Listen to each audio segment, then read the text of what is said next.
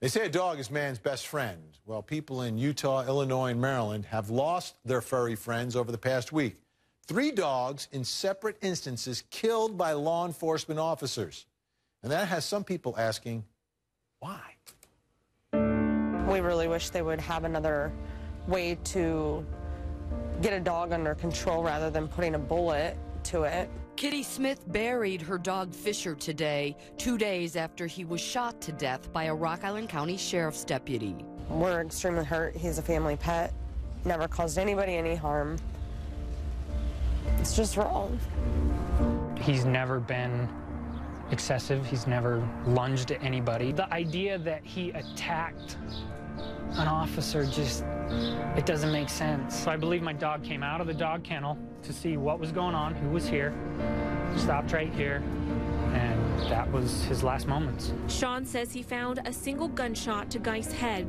Tonight, he'll bury his hiking buddy, sleeping partner, and best friend. Baltimore City Police say around 9 a.m. Saturday, they responded to a call of a woman who had said she'd been bitten on the hand by a stray dog. Baltimore City Police calling her injury superficial, but it's what one of their officers did next they call egregious. Unfortunately, at some point after that dog was contained with the use of the dog pole, one of our officers used a knife and cut the dog's throat. The officer's violent actions proved fatal for the 7-year-old Sharpay named Nayla. We have no words to describe this.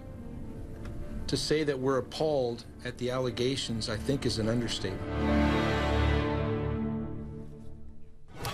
So you can see Baltimore City Police obviously not happy with the actions of their own officer, but how about Salt Lake Police? What are they saying? They say, in light of yesterday's incident in which an officer shot a dog, the Salt Lake City Police Department is taking steps to evaluate officer training relative to police dog encounters. Chief Burbank has been in contact with the Humane Society of the United States to discuss the dynamics of dog encounters. The department is also is reviewing a training module offered by the Department of Justice. The chief's office has made contact with the dog's owner to discuss the loss of his beloved pet. No officer wishes to use lethal force during any encounter. Per policy, all such cases, including this one, are reviewed by the Internal Affairs units. So let's take a look now at some of the cops and the dogs here. We've got a Nala, who was the dog in Baltimore, whose throat was slit. You've got Geist, the Salt Lake City dog, killed in his own backyard when police, and Fisher from Rock Island, Illinois, on the loose but not killed, and then it was a while before being euthanized. Who do we have? What's his name? Sean? Sean Kendall's joining us. Sean Kendall is joining us from Salt Lake City, Utah. His dog Geist was killed by police. Sean, thanks so much for joining us. Tell me what's on your mind today. I mean, this is, I know it's not easy, but what is at the front of your mind in light of what happened to Geist? You know, I've gone through a couple of emotions. The one that I'm experiencing the most right now is anger and frustration.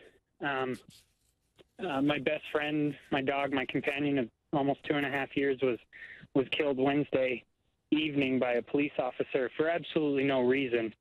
I've been able to bury my dog and go through my mourning process to kind of cope with it. But now I'm left with questions, questions that haven't been answered. And what are those that questions? Makes me very frustrated. What are those questions, Sean?